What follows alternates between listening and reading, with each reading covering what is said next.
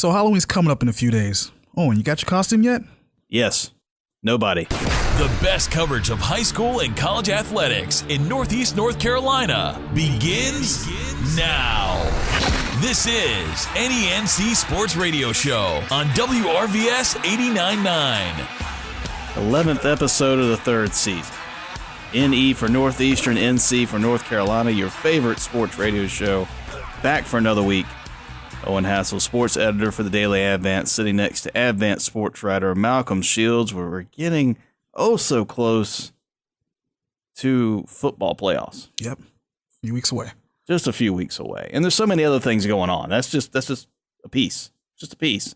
This is that time of the year.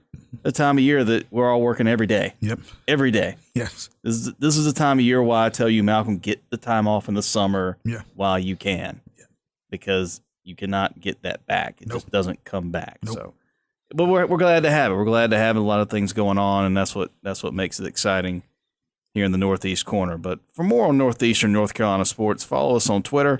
Also use the hashtag NENC Sports to keep the discussion rolling. You can follow us at NENC Sports. Then for me, I'm Owen OBX. Malcolm. I'm at Malcolm_Shields.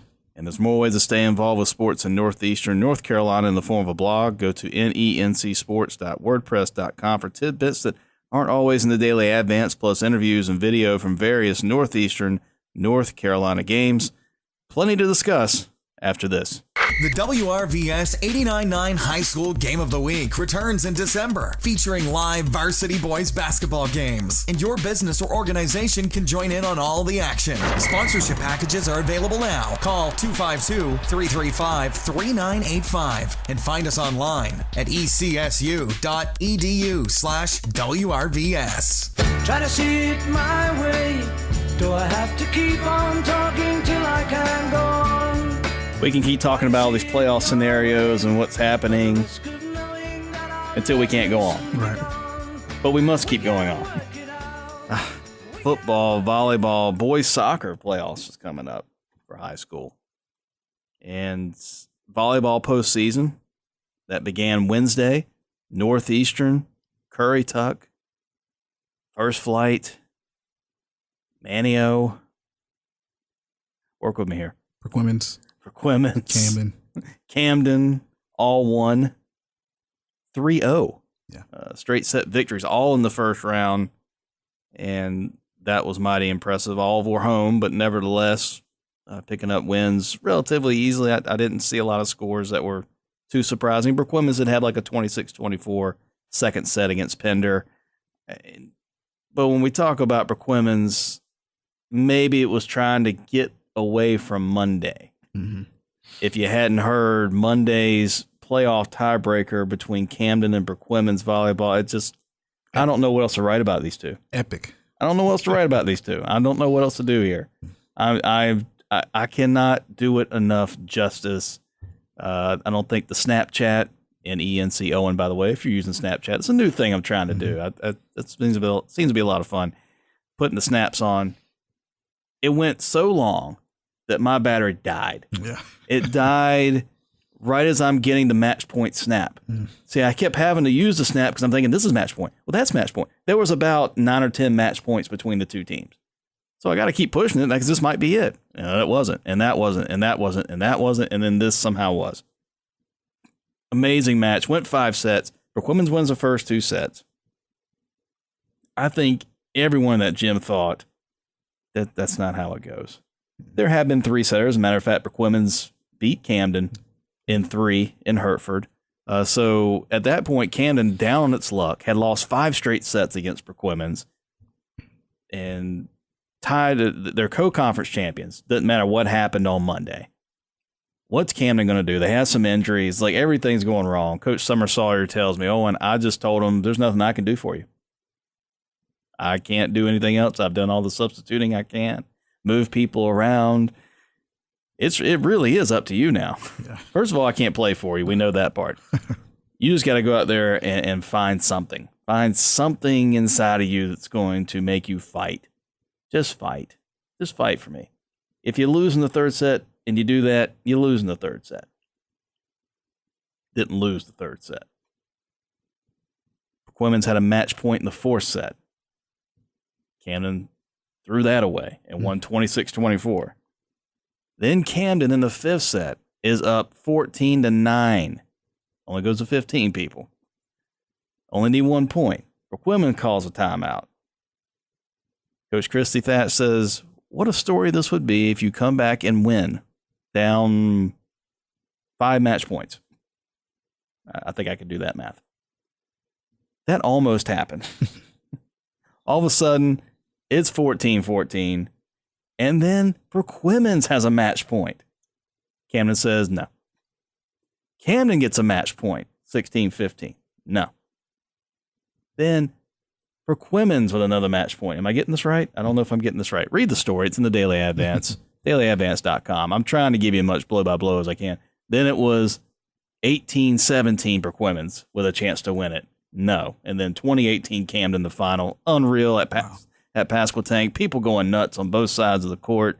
You hate to see someone lose. It just drains you. It drains me. I don't play in the game, and I'm not affiliated with either team. It drained me. I went home and took like a bubble bath for like an hour and a half. I was just absolutely exhausted. Oh, boy. I am getting old and worn out because that should not exhaust me just watching those teams. I didn't do that.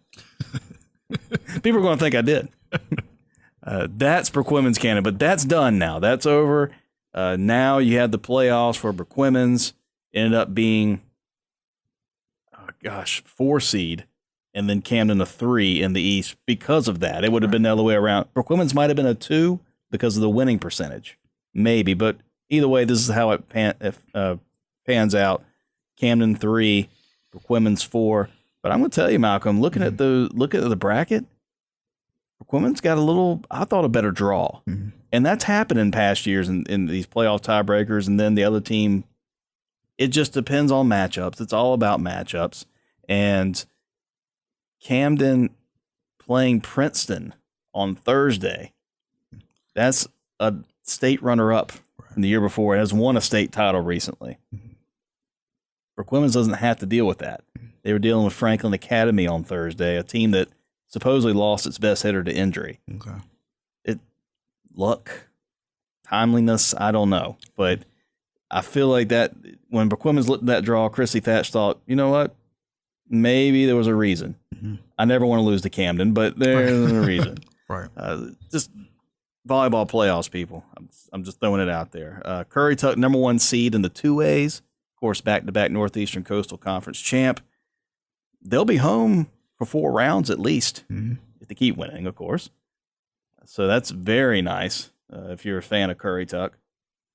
And First Flight, another team that I'm looking at the draw, sneaking to the 3rd round. The Northeastern Coastal, top heavy. Absolutely. Obviously, Curry Tuck, cream of the crop. Mm-hmm. First Flight did beat Curry Tuck once. That's Curry Tuck's only loss. And Northeastern fought both those teams hard. So really those top 3, I would not be stunned. Now, Northeastern playing at South Columbus is a really difficult matchup, but South Columbus is in a conference as a 1A, 2A conference. You never know the split league, especially when it's 1A, 2A. Mm-hmm. You never really know what you're getting out of the 2A champ, although South Columbus went undefeated. Mm-hmm. So that's could be a toss-up. Well, let's say Northeastern pulls that one out. You could have 3 Northeastern Coastal teams in the 3rd round of the playoffs. That's pretty big. That's big for the Northeast corner, and that's what it's all about. And getting that exposure. You want that respect, people, you grab it. And we can sit here once again, keep on talking till we can't go on. The Beatles told us that. Mm-hmm. But you can earn that respect as well. And then make people look at you. Force them to see you. And volleyball-wise, the potential is there for that. So, wow, a lot of volleyball talk. I told you there's a lot happening. Last Friday's football.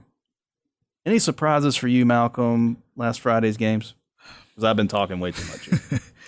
I'd probably say Perquimans. I mean, they've been looking at this game probably for a while. Camden's had control of this series for a long time. It's their rivals. That's at home, senior night. And you're expecting, Perquimans, to pull out the win. But for Brandon Underwood to come back, for Camden back in the starting lineup at quarterback and be a spark for that team, I mean, that was really big. You got to think the way Perquimans lost that game. It's got to be heartbreaking when you get the game winning. It seems like they got the game clinching touchdown to kind of ice the game. It's called back by 2 penalties. After a turnover on downs 2 plays later, Camden celebrated on your field. That's got to be pretty devastating for Perquimans. Camden Perquimans stuff on the football field. I guess in terms of in 2 ways, I would probably say Edenton just having that type of response, putting up 60 points after having getting embarrassed against the Northeastern the previous week. So I think that was a bit of a surprise that they would come out that dominant. Yeah, it didn't start out that way. Right. Nighthawks put a couple on them early. I think they were kind of like Perquimans volleyball, still thinking about what could have been. Right. Barbara Streisand, The Way We Were. I don't know why that just came up. I got random stuff in my head. Your head's like a iPod. Okay. It is. Okay, well, First Flight scored early. Right. And then Edenton said, well, wait a minute. We know what we can do here. Like we've got to get some things back in line. And First Flight's got some big boys up front. Mm-hmm. That might have taken some time for the Aces to adjust to run what they run. But after that, it was a lot of Keemon Bailey, the usual suspects. Yeah.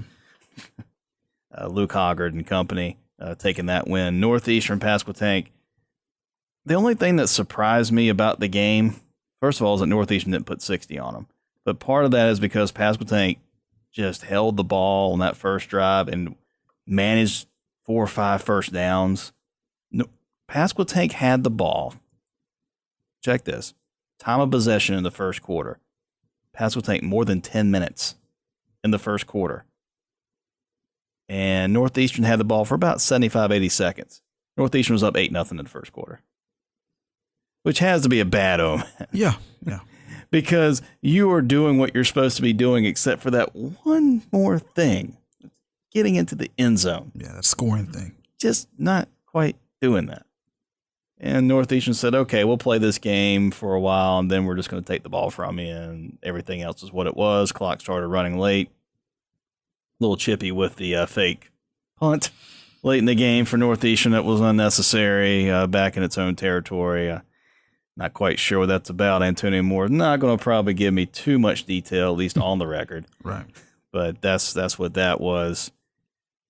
Yeah, the other part about it, the game is about to start.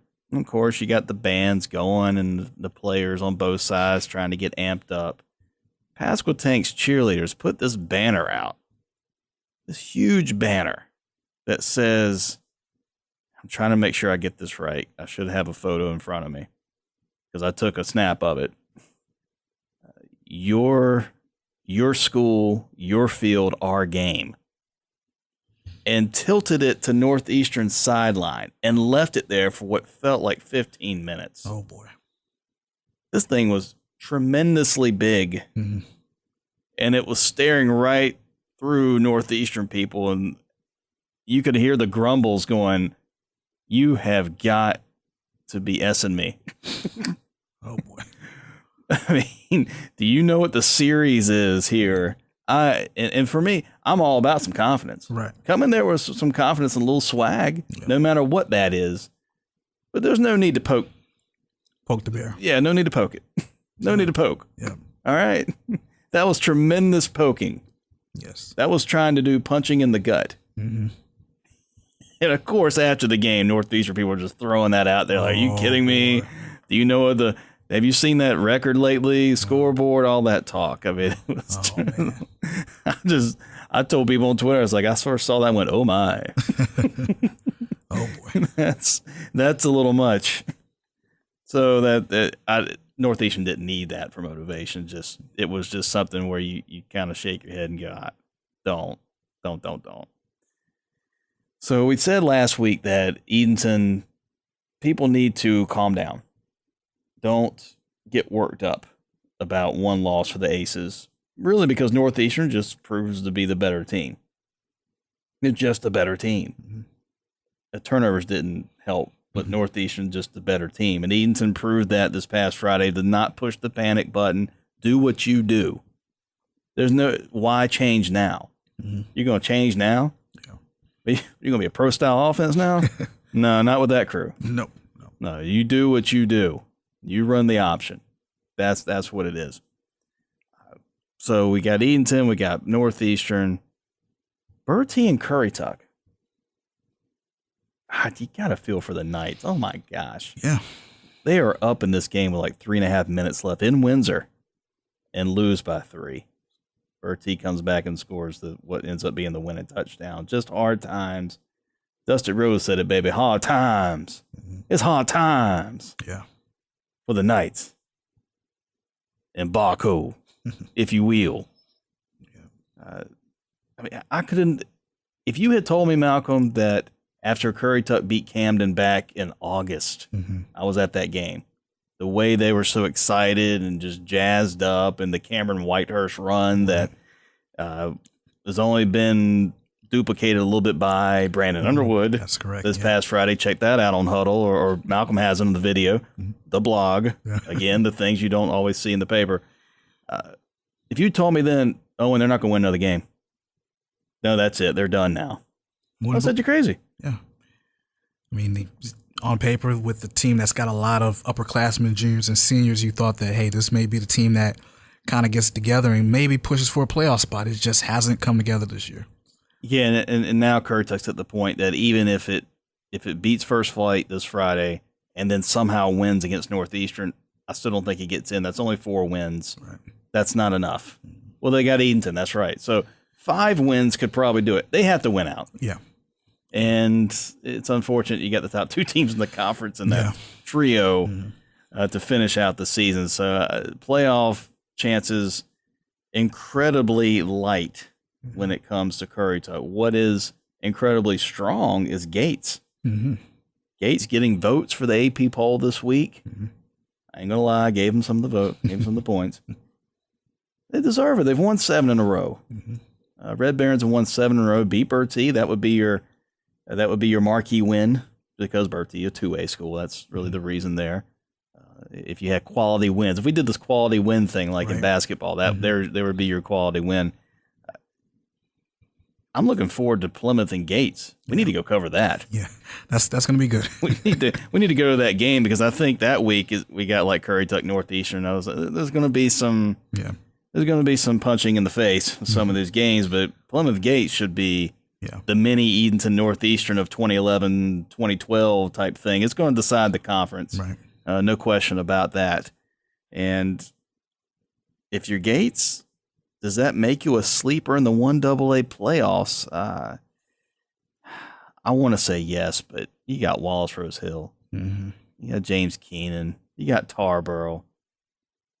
Gates needs to get a really good seed, not just because you want to, but so they can maybe make it to the 3rd round. Because I don't think eventually they're going to meet a Tarboro or a Wallace, and it's going to be curtains. That's just the reality of being the 1AA. When you're in the 1AA playoffs and you're from this corner, it's difficult. It just is. Put Camden's teams the last 2 years in the small one. Of course, they still lose to Plymouth because they lost during the season, but you got a Camden team that's going to go 3 deep. Yeah. Pretty easily, because the small 1A is so weak in the East, which makes me think Plymouth is still the favorite to get to a state championship game this year. Still a favorite, because they're in the small. North Edgecombe could give it a run, because North Edgecombe should be small. Could give it a run. But show me somebody else in the small. You got to remember the small. Yeah. Small means you have like 8 kids. No, you have like 400. But the small ends up being teams like Manio. They don't have the horses to compete with Plymouth still. This is supposed to be a down year for Plymouth. Yeah. We all knew after the 0-3 start that once they got into conference play, that was going to change in a hurry. They played Northeastern, Edenton, and Riverside. Riverside ends up being a pretty good, which will be a 1AA. Once again, Plymouth not going to see them in the playoffs. It works out well. That's why you get those little snickers and comments about Plymouth, and even with Coach Robert Cody. It's not their fault. They're in the small. They're playing who they play. But people say, don't you want to play up? Well, we can't. This is our enrollment. This is where it's at. It's so small at Plymouth now. We don't have the official numbers yet. The ADMs from the state, that comes out in another week, maybe 2 weeks, usually right before the playoffs. That's where you know exactly where everyone stands number-wise, and then you put a dividing line on big or small, but you also have to figure out who's going to be in the playoffs to put that line big or small. There are other things to figure out here. So there are some projections starting to come out from different outlets, but I would not pay much attention to them. One of them had Cape Hatteras as just barely being out of the playoffs. Hatteras is not making the playoffs whatsoever. Okay. Not just because they are not really winning anything. They're not supposed to be in the playoffs. Right. They took that out by saying, we're not going to play everybody in your conference. You're not going to play anybody in the conference? Fine, you're not going to the playoffs. Okay, we just want to play. No problem.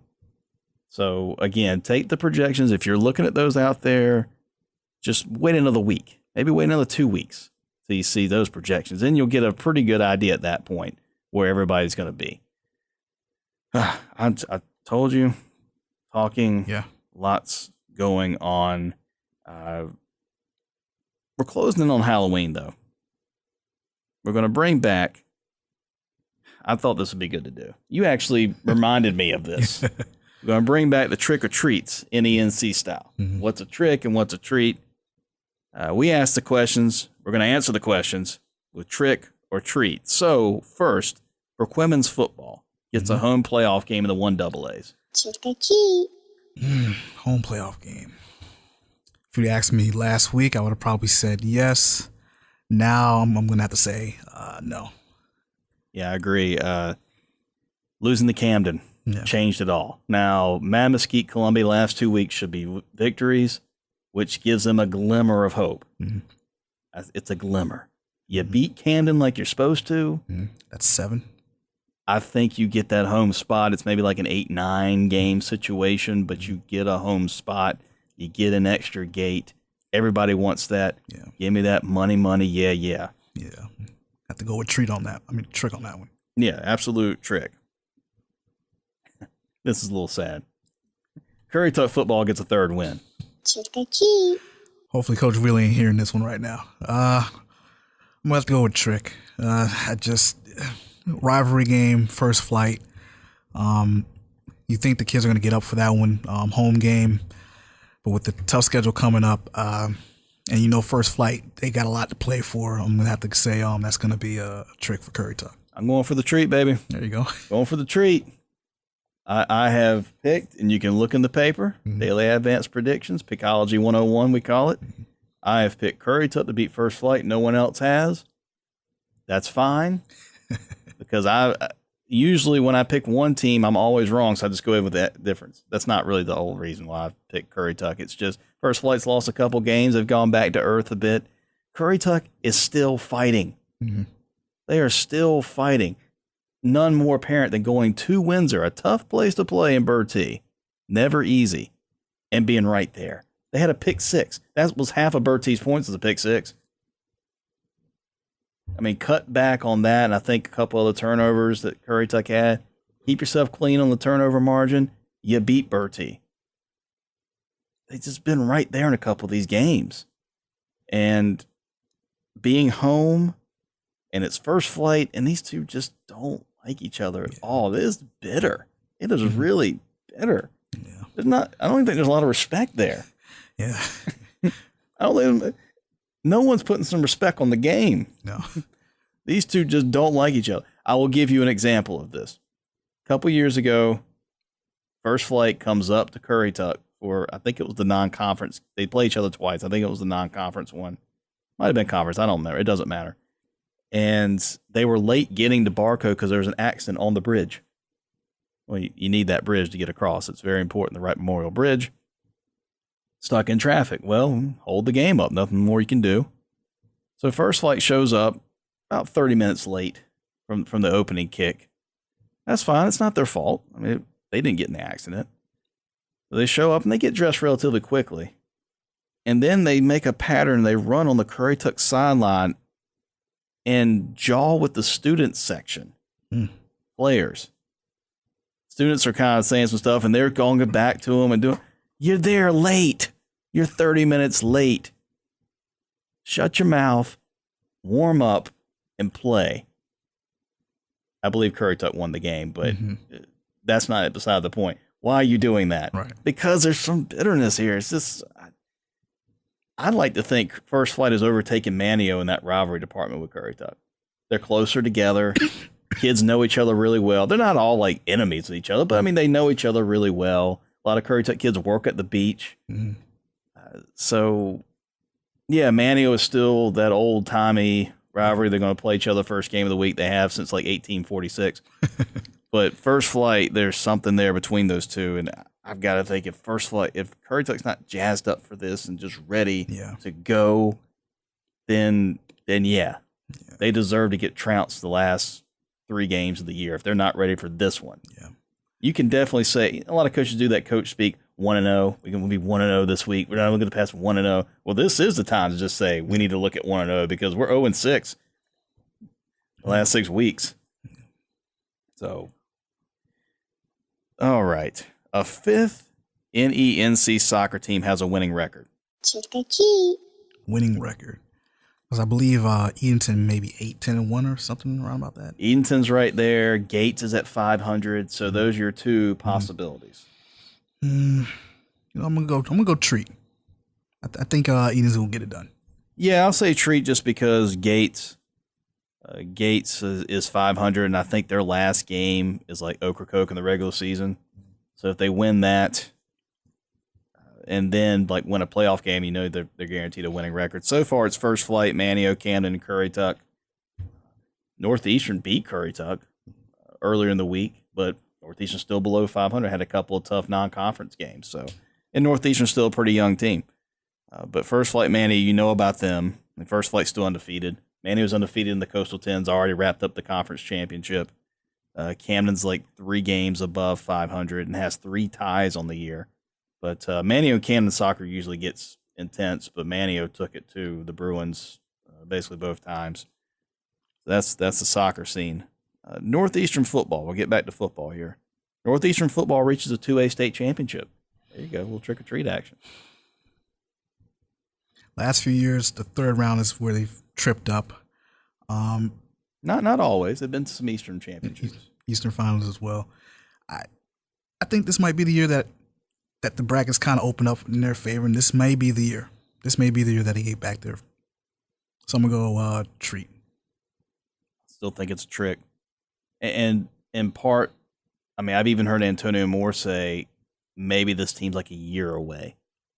Remember, your standout guys are very good right now. They're both sophomores. Now, you're going to lose some quality seniors in Trey Sawyer, Tamon Stallings, Nick Golden. I don't know who replaces those guys necessarily, but I'm saying it's another year. I don't know why. I like what you're thinking there because the bracket could open up a lot. Let's say Clinton ends up being big. We're pretty certain Northeastern's small. We know Edenton is because they're the smallest two. I call them, and they're in the half A. They're in the 1.5 A playoffs is what I call. Is what I tell the Aces. But they're in the small. Everyone's in the small for the Northeastern Coastal for 2A except Curry Tuck because they're the biggest 2A in the state. Right. But Curry Tuck's likely not getting in, so that's where we're at there. If Clinton ends up being the big 2, look at the West. If Shelby, who I just don't see anybody beating it, they're the big 2. Maybe Bunn is an obstacle for Northeastern.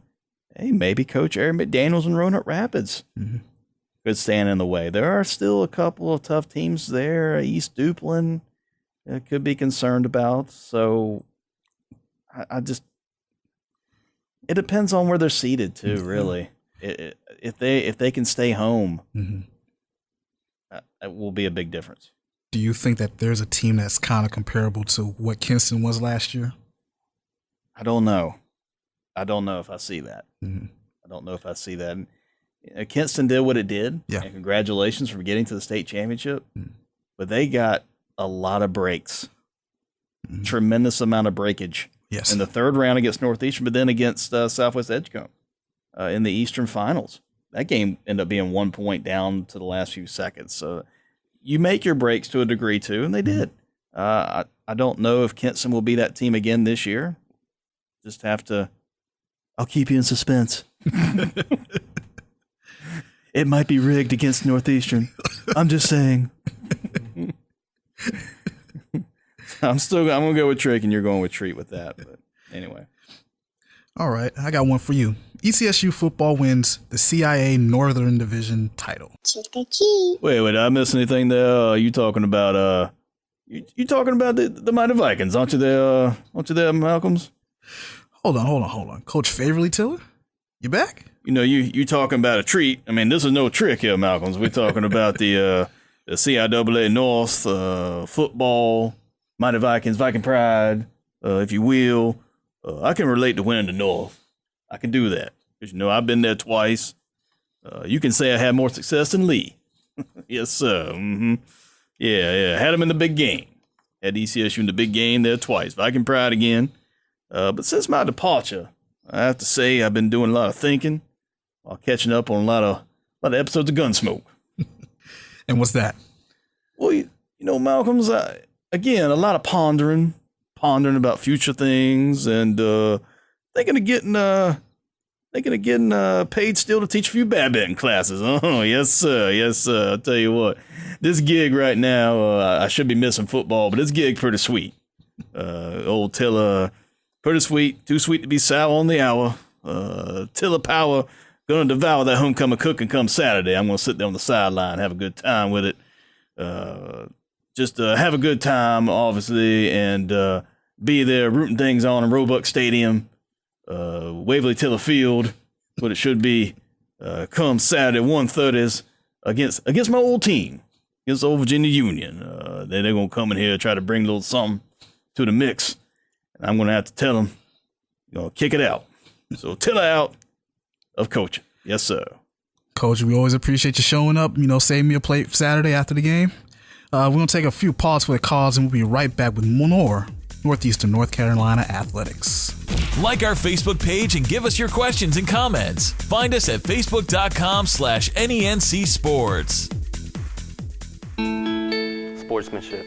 It means a lot of things. It means showing respect for the opposing team. And being a good host for our visitors. It's about modeling good behavior and not getting caught up in the emotion of the moment. It's about winning with humility. Losing with dignity. It is about making my high school games. It's a good memory that I can enjoy for years to come. Mr. Official. Mom. Dad. Son. Daughter. Coach. Are we in this together?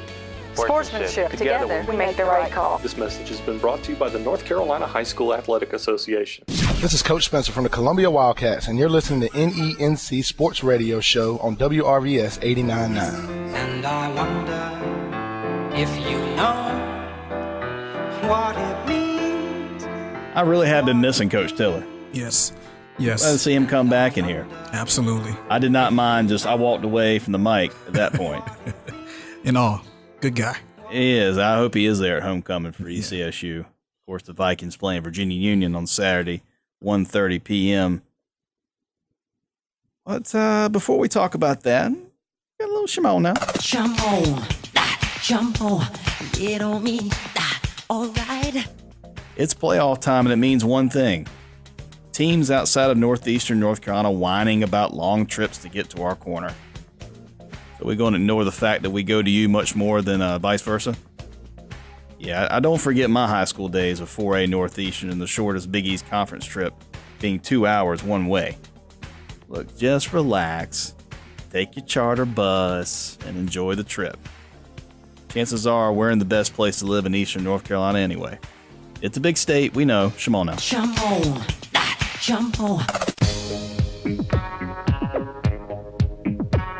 This song's is by a band with the longest name. You already cheated. You're looking at the script. That's why I like.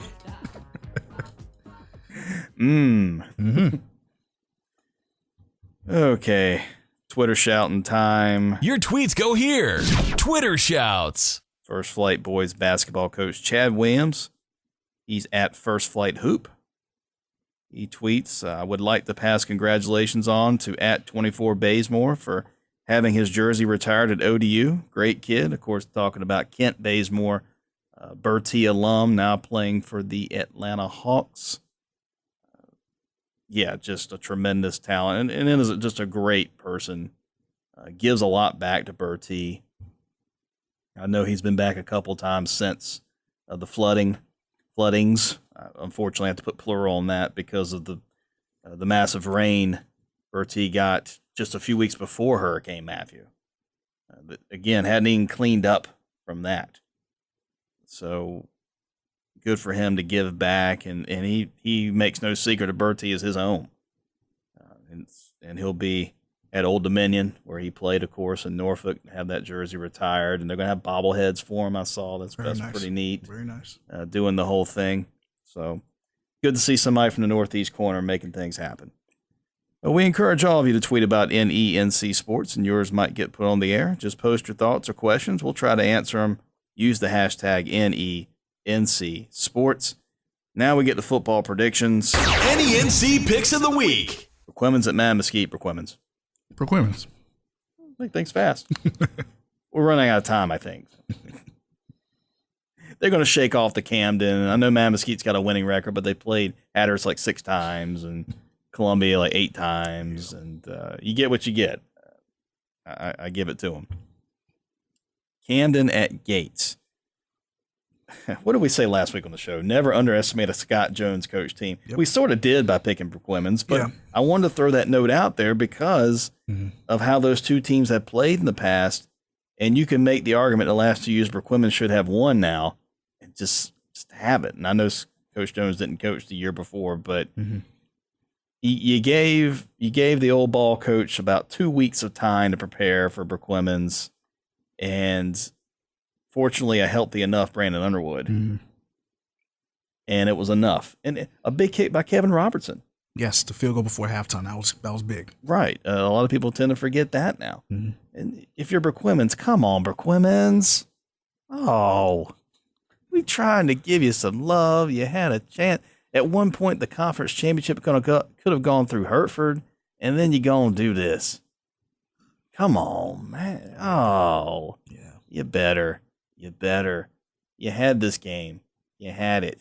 You let Camden hang around, and what do you know? Camden's now won, 5 in a row now? It's been a while, going back to 2010. 2011. Yeah, they won. Camden won in 2011 all the way through now, so that's 6 years. Oh, my gosh. But all that being put into place, Gates is a different beast, just probably more physical. I got to give it to the Red Barons. They're going to win 8 in a row.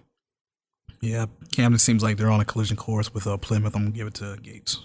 You mean Gates on a collision course with Plymouth? Gates, yes. Camden don't want to be on that course with Plymouth. They've already been on the course. Right. They left the course. Yes. Plymouth kept eating from the course. Yeah. 8-course meal or whatever for Plymouth. First flight at Currituck, we have discussed this a good bit already. You're picking first flight. I'm picking Currituck. You already heard why. I'm just, this game can do different things. Coach Wheeler said last week, you don't know about rivalry games, and they could do all this. But he was talking about Pasquotank Northeastern, which is not a rivalry game. So that kind of lost its luster. This is, because each team has won its share. It's not 28-1, I believe is what the count is now, Northeastern past Pasquotank. Come on.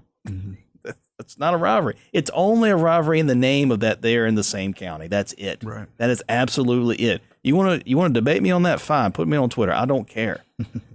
But you can't argue with that. These are facts. Facts are fun. That's what it is.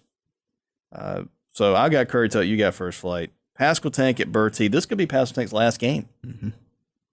Have a bye their final week. Well, it's supposed to be Bishop Sullivan. They went, Bishop Sullivan turned into a pro team. We are not going to play you now. Yeah.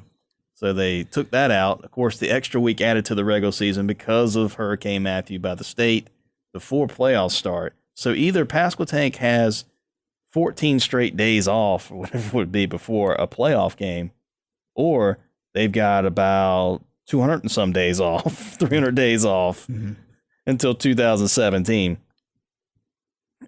Everything's got to go into Bertie. You just got to throw the whole playbook in there and stir it all around and do what you can do.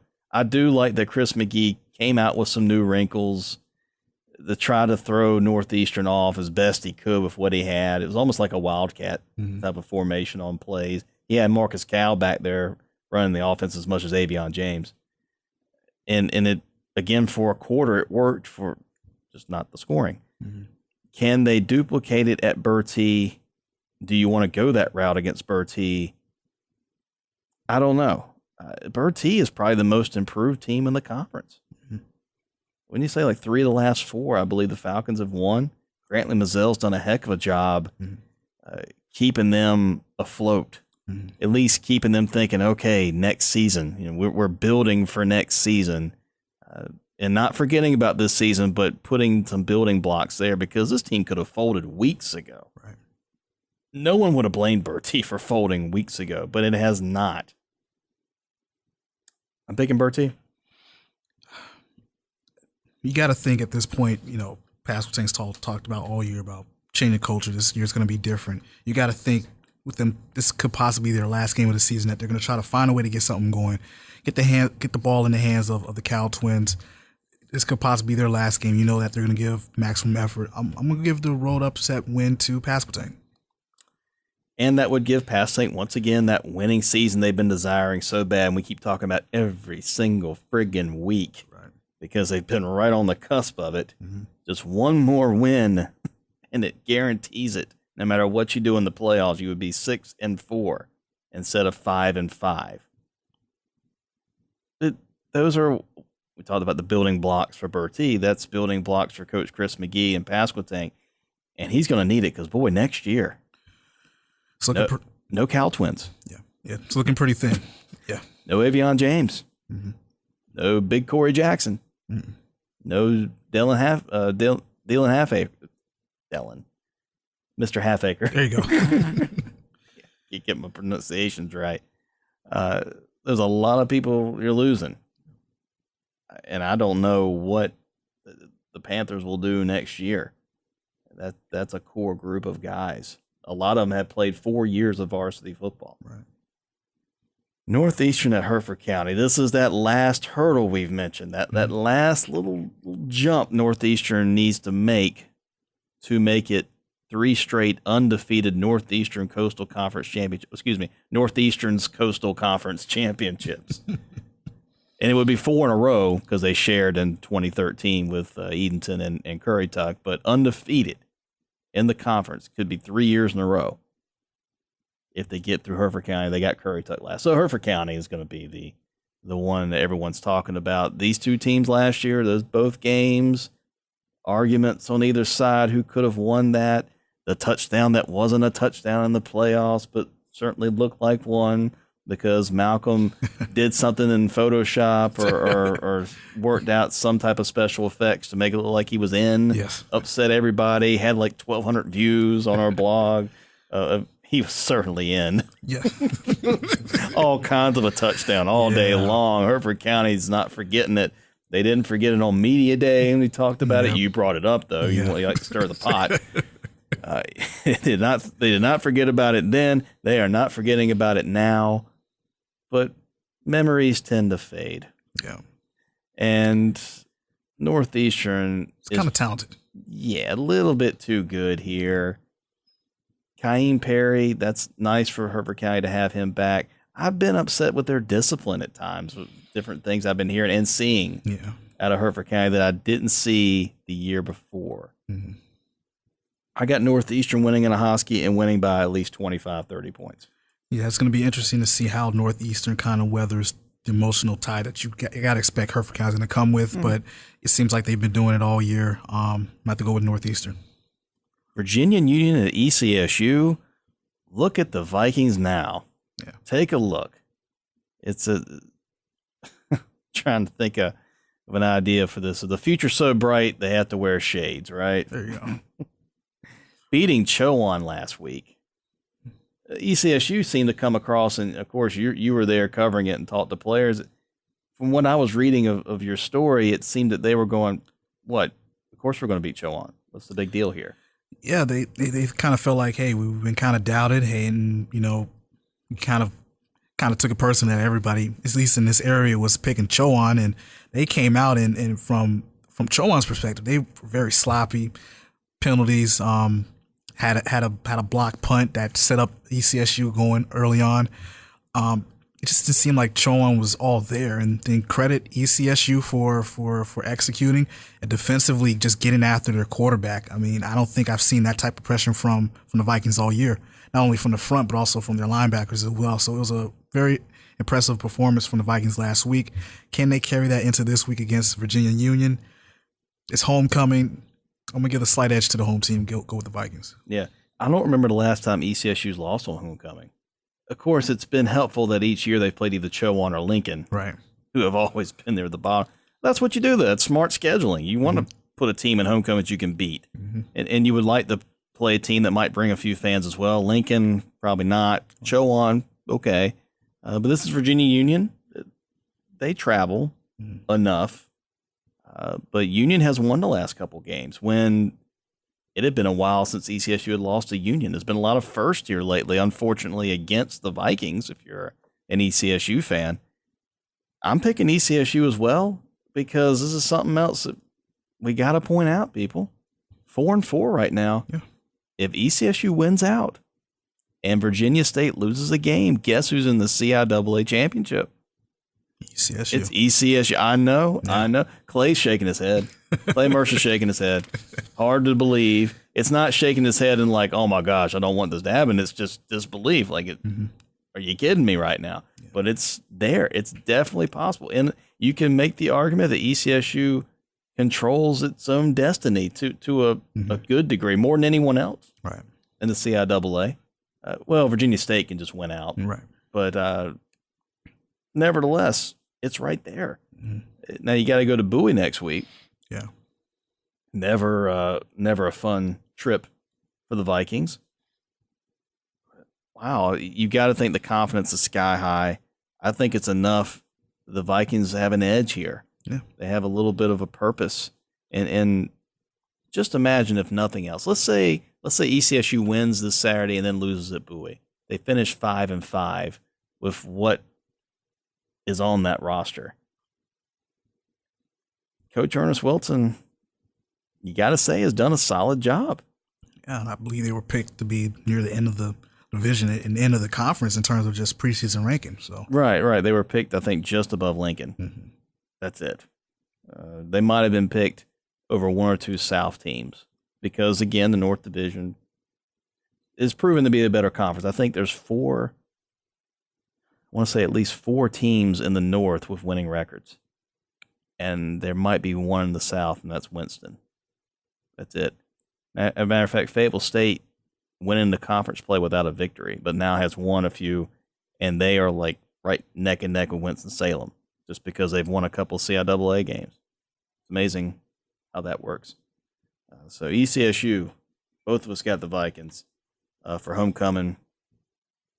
Wow. It still blows my mind.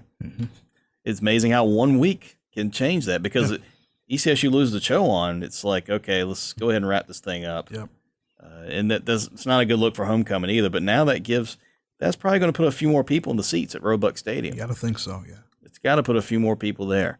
Now they might be there just at the cookouts and eating and walking around, but they're at the field. They're buying tickets, right? There you go. And that's high school roundup, girls tennis dual team playoffs. All Northeastern North Carolina schools lost in the opening round. Northeastern Coastal champ Edenton lost 5-1 to Carrboro. Currituck lost at North Carolina School of Science and Math 5-1. Still got the individual 2A state tournament on Friday and Saturday at the Cary Tennis Center. Ellie Reinhardt and Allie Gonzalez paired up in doubles. They won the 2A East Regional individual doubles title. Currituck Sarah Dover, who won the individual singles title in the East Regional. She'll be in there in the states in singles, as well as First Flight's Gray Tillett.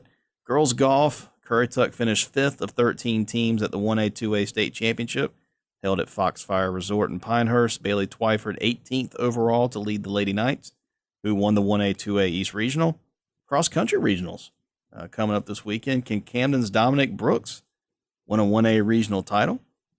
Can First Flight's boys and girls continue their dominance now on a regional stage? We looked through the Northeastern Coastal final meet. First Flight boys, I think out of the top 13 runners, they had 10 or 11 of them. It's pretty impressive. It's like you see their finishes 1, 2, 3, 4, 5, and 6. Yeah. And I think Trevor Farr from Northeastern broke it up, and there was a Hertford County runner that did. Other than that, it was his first flight all day. The hashtag FFF for first flight is first flight forever. Yes. Yeah. I ain't telling you what it is for another school, which goes right back to the bitter rivalry. See how we went full. I was going to bring that up. It's whatever. I just did. I do those things. And we noted the boys' soccer game, Currituck and Northeastern, earlier in the week. Eagles won 4-1. Teams are now tied for second in the conference. Camden beats Creswell and Gates. They wrapped up second in the Coastal 10, even before facing Ocracoke on Thursday. Looks like the Bruins will have a first-round game at home in the 1A playoffs. Of course, Manio will. They'll be there for a few rounds if they keep winning. Keegan Beasley and company doing a great job there. Once again, showing that Dare County is the king of soccer. Yes. In the northeast corner, and it's not even close with anybody else. It just proves that last year when Northeastern upset First Flight at First Flight in the playoffs, why they went into such an incredible celebration and just about had a friggin' parade here downtown Elizabeth City, because it just doesn't happen. You just don't go to Kill Devil Hills and beat First Flight in soccer, or go anywhere and beat First Flight in soccer. Wow, I'm tired. That means to close it up. Well, remember to follow us on Twitter at NENC Sports. I'm OBX, Malcolm. I'm at Malcolm_Shields. That's for the latest sports updates. And pick up a copy of the Daily Advance newspaper. We'd certainly appreciate that. We can go beyond the radio time. And if that's the case, go to YouTube, search for either WRVS 89.9 or NENC Sports. You'll find it, and you'll see all the episodes from the third season. And 11 of them. Yeah. Now 11 of them. We're going to keep this thing going. Yeah. We ain't stopping. Yep. We ain't slowing down. Basketball, and it's coming around the corner. Oh, yeah, it is. Let's get through the fall, though. Yeah. All right. Well, for Owen Hassel, Malcolm Shields, and all the gang here, it's the NENC, and don't you see? Athletes live here. NENC Sports Radio Show is produced at the WRVS-FM studios on the campus of Elizabeth City State University.